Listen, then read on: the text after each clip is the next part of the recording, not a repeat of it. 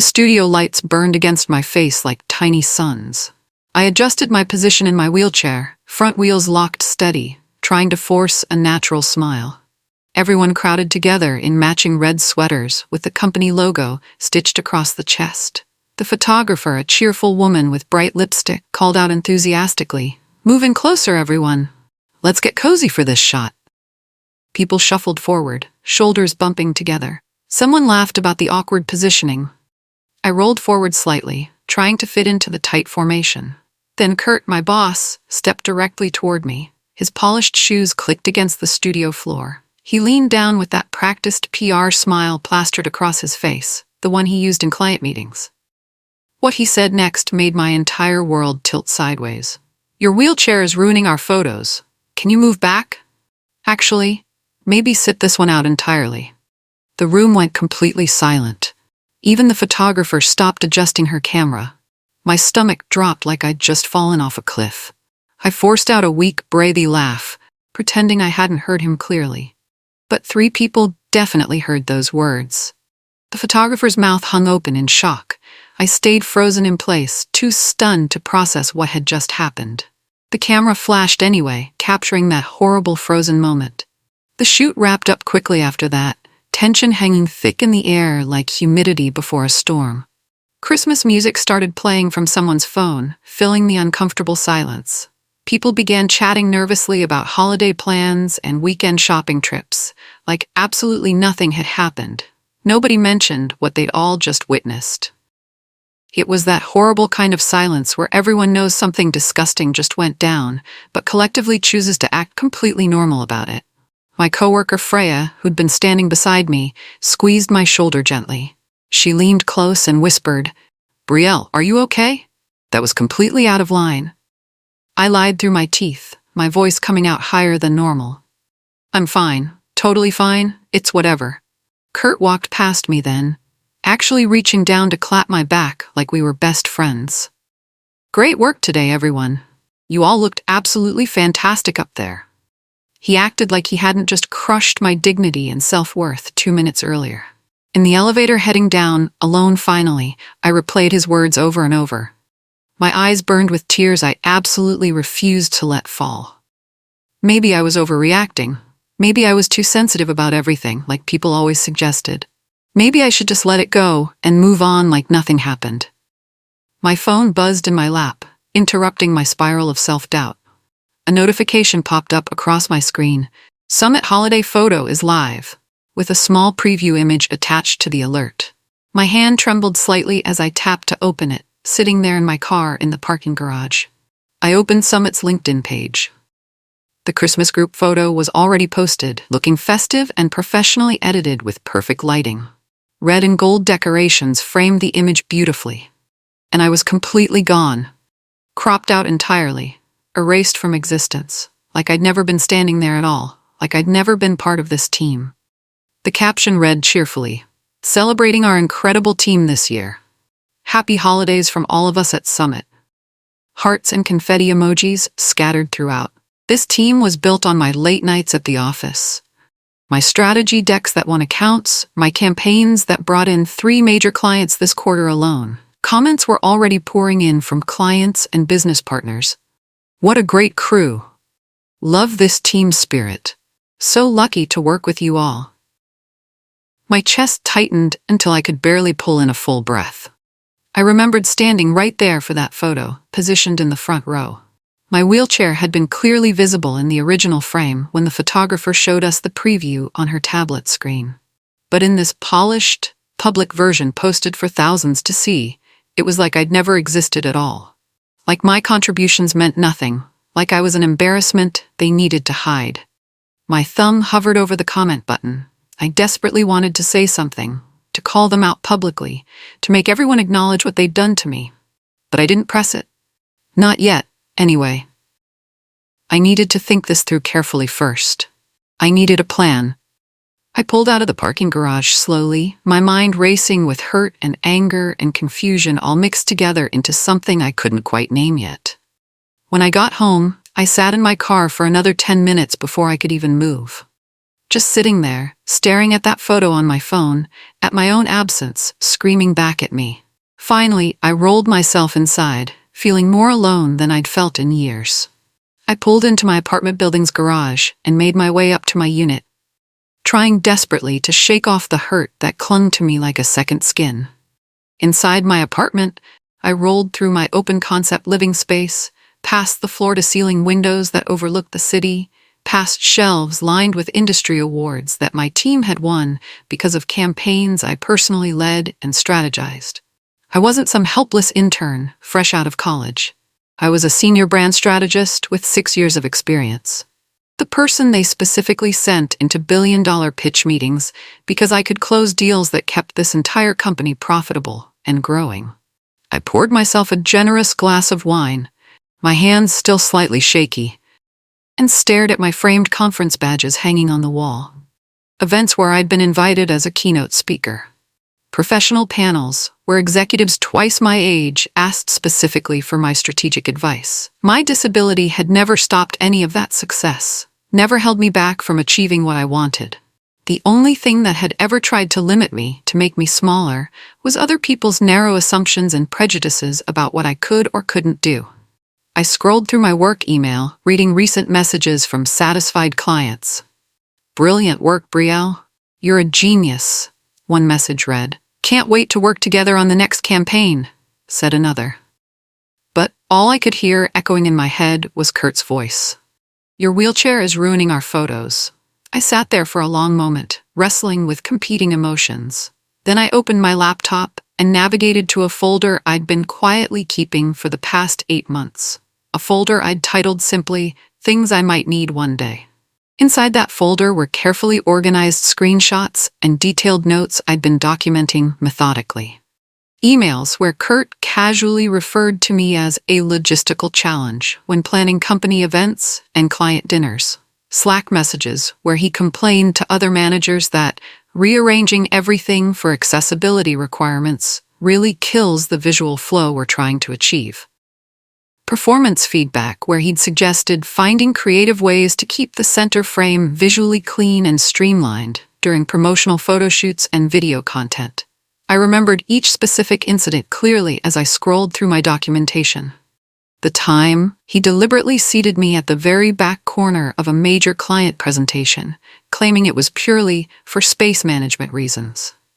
The time he'd called me truly inspiring in a tone that felt less like a compliment, and more like he was putting me in a box labeled inspiration porn, reducing me to nothing more than a motivation poster instead of a skilled professional. I'd always told myself I was just documenting these moments for my own peace of mind. To prove to myself I wasn't imagining things or being paranoid. To validate my own experiences when self-doubt crept in. Tonight, for the very first time, it felt like something different entirely. It felt like actual evidence. Proof of a pattern. I found a note I'd written to myself 6 months ago, during another incident. "I really hope I never need to use any of this documentation."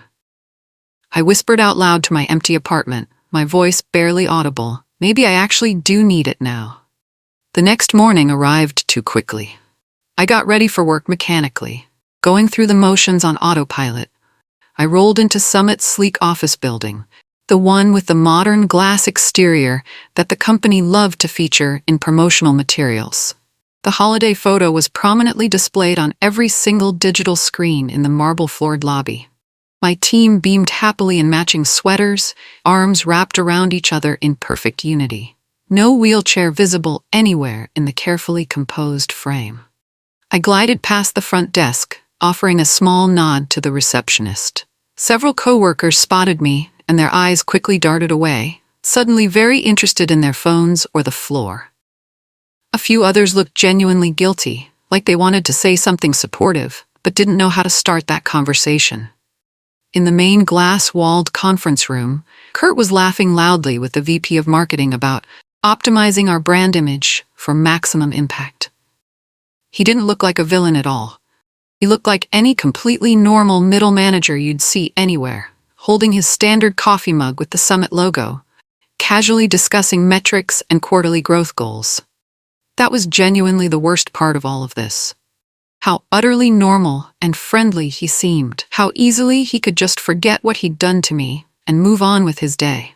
He spotted me across the open office floor and called out cheerfully, his voice carrying across the space, "Morning, superstar? Ready to crush another great week together?" Like he hadn't deliberately erased me from our supposed family photo less than 24 hours ago. Like my feelings and dignity meant absolutely nothing to him. I forced a polite smile and small wave, not trusting my voice yet. At our regular Monday morning team huddle, Kurt stood at the front of the room and enthusiastically thanked everyone for the absolutely amazing energy and team spirit at yesterday's photo shoot. He pulled up the final holiday photo on the large presentation screen mounted on the wall, the image filling the space in high definition. He smiled proudly at it like it was a personal achievement. Then he asked the room casually, "Does anyone have any feedback on how the photo turned out? We want to make sure everyone's happy with our holiday content." Complete and total silence filled the conference room. You could have heard a pin drop on the carpet. I stared hard at that massive screen, at my own glaring absence that felt like it was screaming back at me. My heart pounded so loudly in my ears, I was sure people sitting near me could hear it. Finally, after what felt like an eternity, Freya slowly raised her hand. She spoke carefully, choosing each word deliberately. "It's definitely a good picture. Professional quality. But I feel like maybe it doesn't actually show our whole team? Like, not everyone who was there?" Kurt's jaw tightened almost imperceptibly, just a tiny muscle movement that most people probably missed. He laughed it off quickly. "Well, you know how it goes with social media optimization," he said smoothly. "We had to make some tight crops to fit platform requirements. Just basic creative decisions for maximum engagement. Nothing personal about it at all." Nobody pushed the issue any further. Everyone just nodded obediently, and the conversation moved on to next week's client deliverables and project deadlines. As we all filed out of the conference room afterward, heading back to our individual desks, the junior designer Noah caught up with me in the hallway. He leaned in close and whispered quickly, "They really shouldn't have done that to you, Brielle. It wasn't right." It was the smallest gesture of support imaginable, barely anything at all, really. But somehow it made the anger crystallizing inside me feel more solid and justified instead of dissolving into the usual shame and self-doubt I typically experienced. My phone buzzed in my bag. I pulled it out to see an email from HR with a subject line that made my stomach drop. "Please stop by HR at your earliest convenience today." I took a deep breath and rolled toward the HR department, located in the corner of our floor, trying to prepare myself mentally for whatever was coming next. I rolled into the HR office expecting maybe some support, possibly even a genuine apology for what had happened. Instead, Kara from HR gave me a thin, professional smile that didn't reach her eyes at all. She gestured to the chair across from her desk and said there'd been some recent feedback from team members that I'd seemed perhaps a bit emotional and stressed lately. She wanted to check in and see if I was doing okay mentally. When I brought up the photo situation directly, addressing the elephant in the room, she tilted her head with practiced sympathy. "The kind you learn in HR training seminars. That was certainly an unfortunate oversight in our editing process," she said in that careful corporate voice. Then she pivoted immediately, smoothly changing direction. "But I want to make sure your overall stress levels are manageable right now. Sometimes when we're feeling overwhelmed, we can accidentally read too much into situations that have innocent explanations. Our minds can play tricks on us." My hands started trembling with barely contained rage. I gripped the arms of my wheelchair to steady them. I mentioned what Kurt had actually said to me during the photo shoot, repeating his exact words. Her expression didn't change at all, remaining perfectly neutral and professional. "Do you have any concrete proof of that specific comment?" she asked, pen poised over her notepad. "Documentation of some kind?" My voice cracked with frustration and hurt. 3 different people heard him say it directly. They were standing right there. She wrote something down in her notes, her face unreadable. "I'll definitely look into this matter further and follow up appropriately. But Brielle, try not to let past negative experiences make you see problems that aren't actually there in the present." okay? Sometimes our history colors our perception unfairly.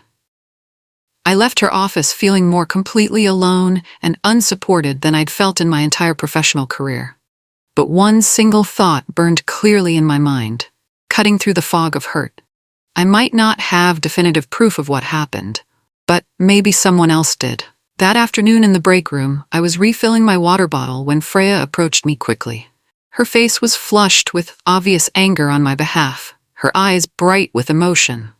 "What Kurt said to you was completely out of line and unacceptable," she said firmly, keeping her voice low but intense. "Multiple people heard him. Everyone knows what actually happened." I admitted quietly that HR had basically brushed off my concerns entirely. They'd made me feel crazy for even bringing it up, like I was being oversensitive and paranoid. Freya's eyes flickered with something I couldn't quite identify. She glanced around carefully to make absolutely sure we were alone, that no one was within earshot. Then she leaned in closer. "I was filming some behind-the-scenes content for our social media accounts during the shoot," she confessed in a near whisper. "Candid team moments, you know? I never ended up posting any of it. But Brielle, it caught what Kurt said to you. Everything. His exact words on video." My heart literally stopped beating for a second. She pulled out her personal phone with slightly shaking hands, opened her camera roll, and scrolled to find the right file. Then she played a video clip for me. There it was, crystal clear and undeniable over the background noise of camera shutter sounds. Kurt's voice saying directly, "Your wheelchair is ruining our photos. Can you move back? Actually, maybe sit this one out entirely." I couldn't breathe. The evidence was right there, irrefutable. Freya pressed her phone firmly into my hand, closing my fingers around it. "I've got a backup copy saved in 3 different places," she assured me. "Kurt's been like this toward people for years. Do absolutely whatever you need to do with this video." That night at home, I turned off every single light in my apartment and finally allowed myself to feel the full, crushing weight of my anger. Not the quick, hot kind that flares up intensely and then fades away just as fast. The slow, deep, heavy kind that builds up gradually over years and years of swallowing smaller hurts and microaggressions. I sat alone in the darkness and replayed that video clip over and over and over again. Hearing Kurt's dismissive tone, seeing the casual cruelty in his body language. Each replay made the anger settle deeper into my bones. Then I opened my carefully organized things I might need one day folder once more. I read through every single item methodically. Emails documenting dismissive behavior, Slack message threads where my accessibility needs were discussed like burdens, performance reviews that mentioned concerns about visual brand alignment related specifically to my wheelchair, notes from meetings where my legitimate accommodation requests were treated like massive inconveniences to everyone else. I thought about my younger self, fresh out of college with my brand new degree, absolutely terrified that nobody would hire me because of my wheelchair, worried that my disability would define my entire professional identity. I thought about how incredibly hard I'd worked to prove I wasn't just a diversity checkbox or a charity case. I realized something important in that dark moment. I wasn't just angry at Kurt anymore, though he certainly deserved it. I was angry at myself too. Angry for putting up with this kind of treatment for so long, for making excuses for people's behavior, for convincing myself to just keep my head down and work harder. I opened a completely blank document on my laptop. The white page glowed in the darkness. I titled it simply, "This is what happened to me." Then I started typing like I was speaking directly to one single person who desperately needed to hear my truth. I described the photo shoot in vivid detail. Kurt's exact words, the tone he used, the cropped photo that erased my existence, the years of subtle digs and microaggressions disguised as constructive feedback or logistical concerns. I didn't use formal corporate language or careful HR-approved phrasing. I used real, raw, human words that came straight from my heart. This is exactly how it feels when your body is treated like an ugly flaw that ruins the perfect picture.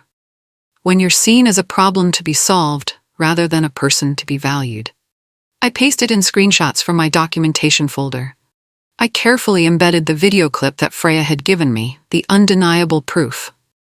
I read everything back to myself out loud, listening to how it sounded in the quiet apartment.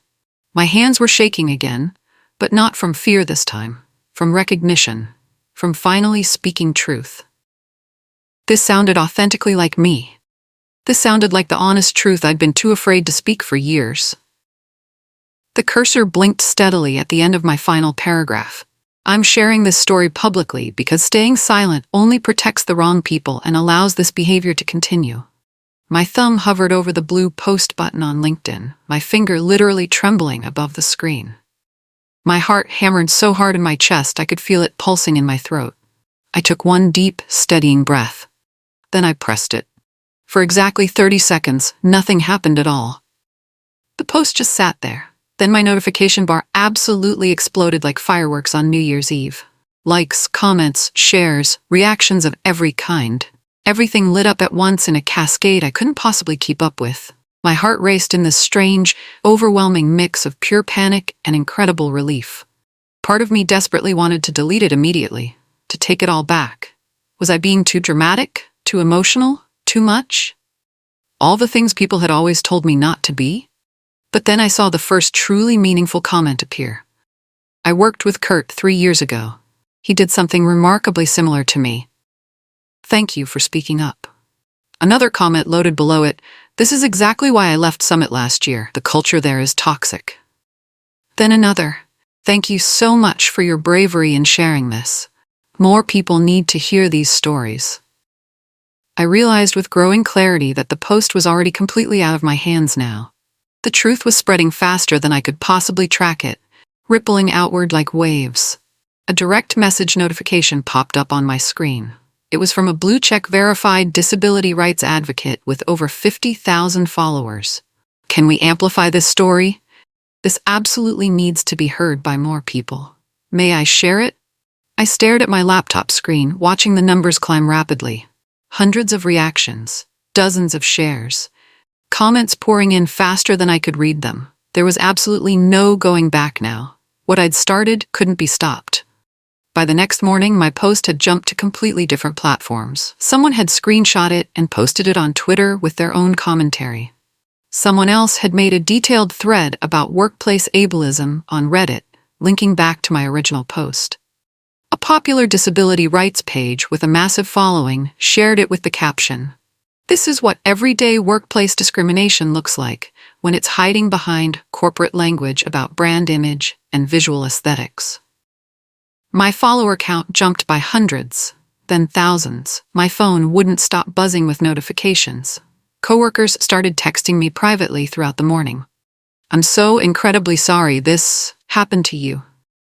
We all knew Kurt was like this, but nobody knew how to address it. If you need someone to publicly back up your story, I absolutely will. A former intern from 2 years ago sent me a long message sharing her own story. She described how Kurt had made her stand for an entire 3-hour presentation rehearsal because her crutches broke the visual line and looked unprofessional in the space. The pattern was becoming impossible for anyone to ignore now. Then my personal email pinged with a message from a reporter at the local news station. "We're currently running a story on workplace ableism and discrimination. Would you be willing to comment on what happened at Summit Technologies?" I sat there staring at that email for a long time, my coffee getting cold beside me, realizing this was so much bigger than just my individual experience now.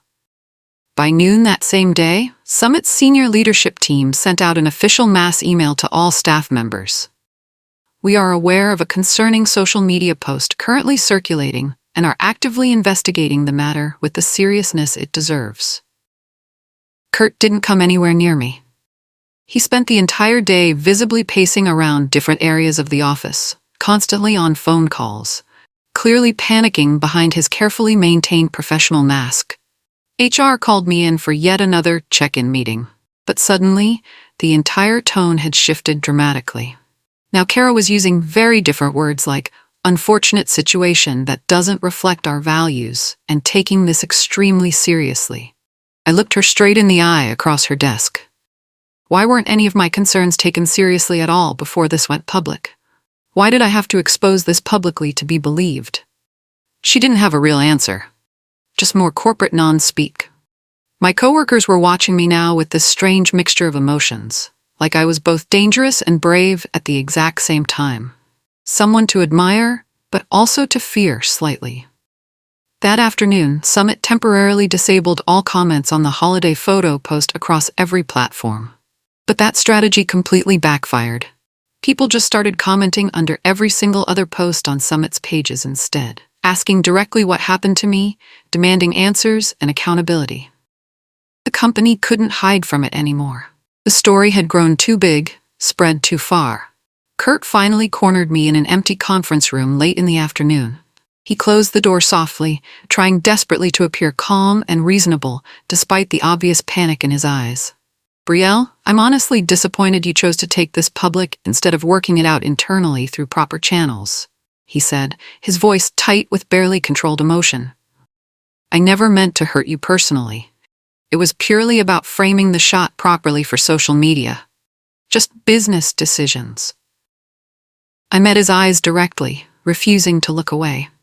"Did you or did you not say that my wheelchair was ruining the photos?" He tried to dance around the direct question, talking in circles about misunderstandings and missing context and intent versus impact. "There's a video recording, Kurt," I said quietly but firmly. "It's all on camera, your exact words." His face went completely pale, all the color draining away instantly. For the first time since I'd known him, I watched him look genuinely, deeply afraid. Not afraid of me personally, but terrified of actual real consequences for his actions. "Please," he said, and his voice actually cracked slightly with desperation. "Please just take the post down, Brielle. This is completely destroying my reputation. My entire career is falling apart. People are calling me terrible things. Can't we just handle this quietly?" I stood my ground, not breaking eye contact. "I didn't destroy anything, Kurt. I just finally stopped hiding what you did. The truth destroyed your reputation, not me." He stared at me for a long, tense moment. Then he turned and left the conference room without another word, his shoulders slumped in defeat. HR pulled me into a much more formal meeting the next day. This time, it was with their director, a woman I'd only seen at major company events. The entire tone had completely changed from dismissive to deeply concerned. Now they were talking seriously about reputational risk to the company and significant brand damage and legal implications. Finally, someone said the word that made everything click into place for me: liability. Now they cared about me. Now I suddenly mattered to them. They asked me directly what I wanted from this situation. A public apology? Re-editing the photo to include me? Mandatory sensitivity training for all management? What would make this right? I looked across the table at their worried, carefully composed faces. These people who'd ignored my concerns for years. "I want real, meaningful accountability," I said firmly. "And I want this actually fixed for everyone who works here, not just a Band-Aid solution for me specifically." They clearly didn't like that answer at all. Too broad, too demanding. They said they'd need to loop in our legal team and would get back to me very soon with next steps. As I left that tense meeting, my phone buzzed with yet another new email notification. The subject line read, "Employment inquiry. We loved your post and want to talk." I opened it with shaking hands. A competing company in our industry wanted to discuss me potentially joining their team in a senior role. Then another email came through, and another one after that. 3 completely different job offers, just like that. All from companies that had seen my post and specifically wanted to work with me. I sat at my desk for a long time, staring at 3 separate job offers now sitting in my inbox. All from respected companies that had seen my story and wanted to hire me specifically because of it. Summit suddenly looked so much smaller to me. Less important, less necessary to my future. For 6 years, I'd clung desperately to this job like it was my only possible shot at professional success. Like I should be endlessly grateful they'd even hired someone like me at all. Now I could finally see the truth with perfect clarity. My value as a professional never belonged to Summit Technologies. It belonged to me. It always had, from the very beginning. That fundamental shift in understanding power felt both absolutely terrifying and incredibly, wonderfully freeing at the same time. My phone rang with an unknown number. I let it go to voicemail, too overwhelmed to answer. Later, I listened to the message. It was from a lawyer who specialized specifically in workplace discrimination cases. Her voice was calm and professional. Miss Rivera, if you'd like to understand your legal options in this situation, please don't hesitate to call me back. What happened to you is not acceptable, and you have rights. I saved her contact information carefully. Then I started researching each job offer thoroughly, imagining different futures. Futures where I was actually valued and respected, where my wheelchair wasn't seen as a problem to hide. Summit posted their official statement across all social media accounts the next day. A carefully crafted paragraph written by their PR team about being deeply committed to inclusion and diversity, and taking the matter incredibly seriously. They didn't name me directly, but absolutely everyone knew exactly what the statement was referring to. The internet doesn't forget. They tried to frame the entire situation as an isolated misunderstanding, not a pattern of discriminatory behavior. The comment section exploded immediately. People weren't buying the corporate spin at all. This vague statement doesn't actually address anything concrete. Where's the real accountability and consequences? You literally cropped out a disabled employee, and you're calling this commitment to inclusion? My original post was linked directly under their official statement hundreds of times. People were sharing the video of Kurt's comment on Summit's own pages, refusing to let them control the narrative. Later that day, someone anonymously sent me a screenshot from inside the company, a calendar invite for senior leadership only. The meeting title read, Crisis Response Strategy, Kurt F. Situation. Things were genuinely falling apart for him now. I felt complicated emotions about that, not quite satisfaction, but something close to vindication. That night, Kurt sent me a long, rambling, desperate email. I could practically feel the panic radiating off the screen. He wrote that I was blowing everything completely out of proportion, that I'd overreacted due to personal sensitivities and past trauma, that I was single-handedly ruining years of hard work he'd invested in building the company's reputation. Then came what I recognized immediately as a thinly veiled threat. Months later, I was at a coffee shop near my new office when I heard a voice I'd hoped never to hear again. I looked up. Kurt stood at the counter, hair messier, suit cheaper than before. He spotted me. His face twisted with anger. He walked over. "You happy now?" he said bitterly. "You ruined my career. Nobody will hire me. All because you couldn't take one comment." For a second, the old guilt tried to climb back up my throat. Then I thought about that cropped photo, that email chain with my name under aesthetic concerns. That HR meeting where I was told I was too sensitive. I met his eyes calmly. "I didn't ruin your life, Kurt. You did that yourself. I just stopped hiding it." He scoffed and walked away. I turned back to my laptop, opened to my inbox full of new projects and opportunities. I felt something I hadn't felt in years, completely, unapologetically present in my own life. It was never my wheelchair that ruined the picture. It was the people who thought I didn't belong in it.